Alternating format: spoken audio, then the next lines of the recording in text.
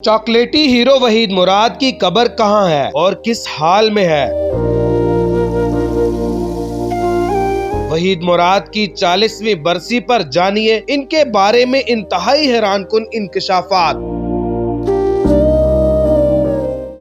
Urdu point की videos देखने के लिए हमारा चैनल सब्सक्राइब कीजिए और बेल के आइकन पर क्लिक कीजिए ताकि आप हमारी तमाम आने वाली वीडियोस से बाखबर रह सकें।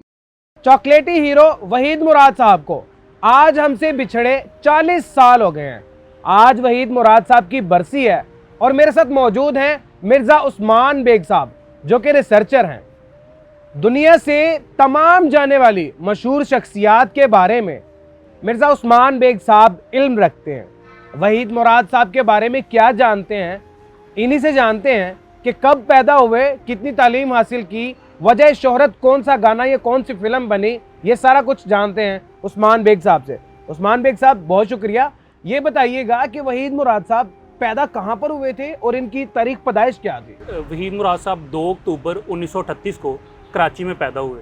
अगर आप गूगल करते हैं या 2-4 किताबों में, विकीपीडिया में ये दर्ज है कि आप सियालकोट में पैदा हुए थे। तारीख पैदाइश तो वही है 2 अक्टूबर 1938। हाँ। लेकिन क्योंकि आपके वालिद पाकिस्तान फिल्म इंडस्ट्री के नामवर फिल्मी डिस्ट्रीब्यूटर निसार मुराद थे, उनका जो आबाई ताल्लुक था वो सियालकोट से था, तो इसलिए कई जगह पे ये भी दर्ज है कि शायद आप सियालकोट में पैदा हुए लेकिन आप कराची में पैदा हुए। इब्तदाई तालीम भी आपने कराची से हासिल की। आप कराची यूनिवर्सिटी से इंग्लिश में आपने मास्टर्स किया। इंग्लिश में मास्टर्स किया।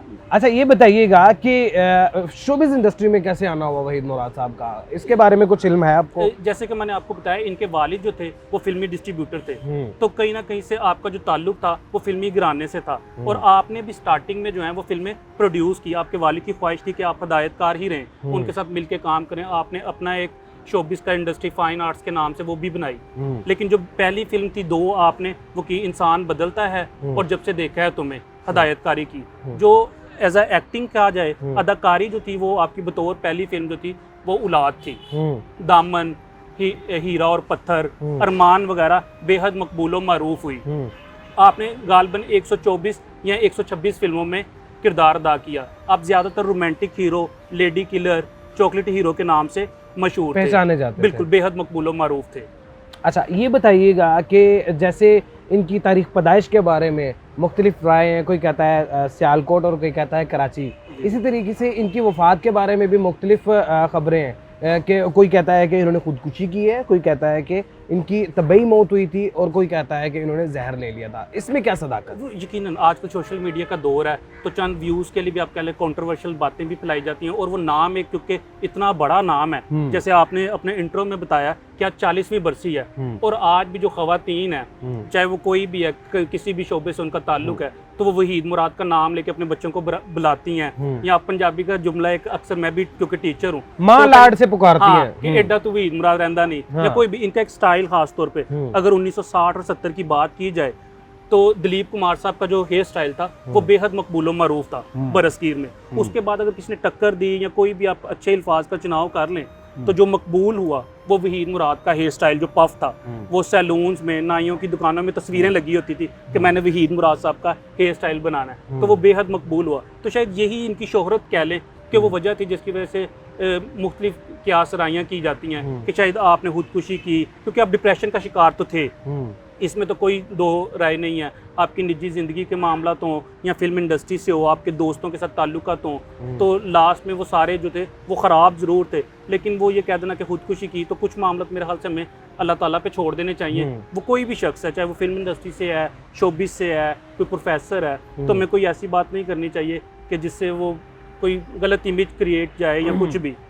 तो इनका जो इंतकाल था, क्योंकि आप एक कमरे में आपकी डेड बॉडी मिली थी कराची में, ठीक है, वहाँ से आपको लाया गया यहाँ यहीं पे गुलबर्ग वाले कब्रिस्तान में आपके वालिद निसार मुराद साहब की आखिरी आरामगाह, तो उनके कदमों वाली साइड पे वहीद मुराद साहब की आखिरी आरामगाह वाक़या। बिल्कुल यहीं पे करीब निसार मुराद साहब की भी आरामगाह है और साथ ही चंद कदम के फासले पर उनके कदमों वाली साइड पर वहीद मुराद साहब की भी आखिरी आरामगाह है। अच्छा कुछ अरसा पहले एक वीडियो वायरल हुई थी जिसमें देखा जा सकता था कि कब्र की हालत बिल्कुल ना देखने के काबिल थी और उसके बाद ये मार्बल और ये कतबा किसने मतलब इसकी रेनोवेट वगैरह करवाई? अच्छा, ये भी फिल्म इंडस्ट्री के शायद वाहिद अदाकार थे जिनके बाद आप कह लें कि ट्रेंड सेटर थे, चाहे वो इनका हेयर स्टाइल हो, डायलॉग डिलीवरी हो, क्योंकि वेल एजुकेटेड थे, इनकी ड्रेसिंग हो, तो इसी तरह मुख्तलिफ क्लब्स बने थे, वहीद मुराद लवर्स क्लब, इस तरह मुख्तलिफ ये उनके। अभी अगर मैं कल भी क्योंकि यहाँ पे आया था तो बाकायदा मार्बल की रगड़ाई हो रही थी। अच्छा,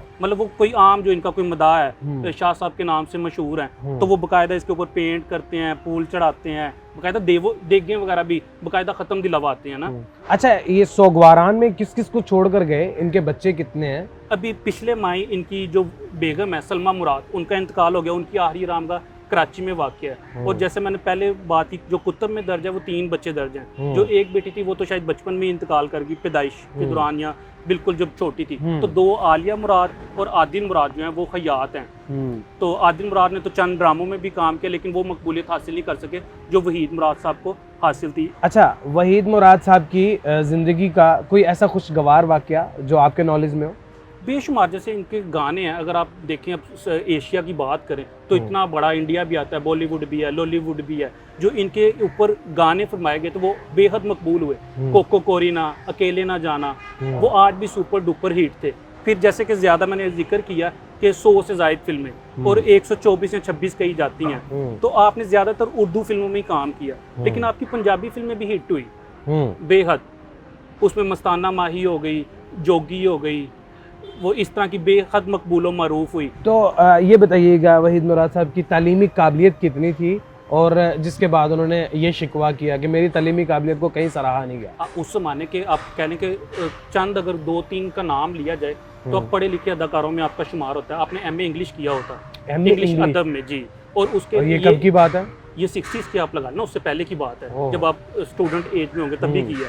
और एक और बात बड़ी फेमस है, मतलब वो बहुत कम लोगों को शायद मालूम हो कि लाहौर और कराची की शायद ही कोई लाइब्रेरी हो जहाँ से इन्होंने किताब इशू नहीं करवाई। मतलब मुताले का इतना शौक था, मतलब किताबें पढ़ते रहते थे हर टाइम, वो चाहे वो कोई भी हो, वो तारीख हो, फलसफा हो या कोई भी। इसी तरह एक और चीज़ मैं नाज़रीन के साथ लाजमी शेयर करूँगा कि फिल्म सालगिरह में वहीद मुराद साहब का जो किरदार था ना बचपन का, एज अ चाइल्ड आर्टिस्ट साबिक सदर पाकिस्तान आसिफ अली जरदारी साहब ने अदा किया था सालगिरह फिल्म में। तो वो था। फिर इस तरह बदर मुनीर साहब पश्तो फिल्म इंडस्ट्री का एक बहुत बड़ा नाम है, गालिबन उन्होंने 700 से ज़ायद फिल्मों में काम किया, वो आपके मुलाजिम थे। बदर मुनीर साहब मुलाजिम थे वहीद मुराद साहब के, बकौल उस्मान बेग साहब के। अच्छा, मिर्ज़ा उस्मान बेग साहब, ज़िंदगी के जो आखिरी मराहिल थे जब रुखसत होना था, तो तब के कुछ हसीन वाक़यात या गमगीन वाक़यात कुछ बयान कीजिए। अच्छा, क्योंकि बयानात बहुत ज़्यादा, वो सुपरस्टार थे, तो ये मेरे अल्फाज नहीं है, मैं ना ऐसी बात करता भी नहीं होता, नेगेटिव ना पॉजिटिव ही रहना चाहिए। तो वो डिप्रेशन का शिकार तो थे, इसमें तो कोई दो राय है। फैमिली पर्सन कोई इशू था? वो खुद भी, ये उनका अपना बयान भी कि मेरे वालिद का इंतकाल हुआ, उसके बाद मेरे ऊपर फैमिली क्राइसिस आया, एक एक्सीडेंट हुआ था, उस पर आपके फेस पे कट लग गया था, ठीक है, वो ये सारी चीज़ें साथ साथ चलती रही। फिर ये तो अल्लाह ताला का भी है ना कि अल्लाह ताला ने कोई, मेरी वालदा कहती है, कोई भी चीज़ जो वो एक नहीं है, सच्चाई है तो झूठ भी है, अगर आपका अरूज है तो ज़वाल भी है। वो कोई भी शख्स है, वो वहीद मुराद साहब नहीं, कोई भी इंसान है, वो जितना मर्जी पॉपुलर हो जाए, कुछ भी है, उस पर ऊपर ज़वाल आना है आना है। तो वो लास्ट टाइम में आप कह लें जो अदाकार मुख्तलिफ जो दूसरे आए, या क्योंकि पहले ये सोलो हीरोज़ आ रहे थे, उसमें ये सुपर डुपर हिट रहे हैं।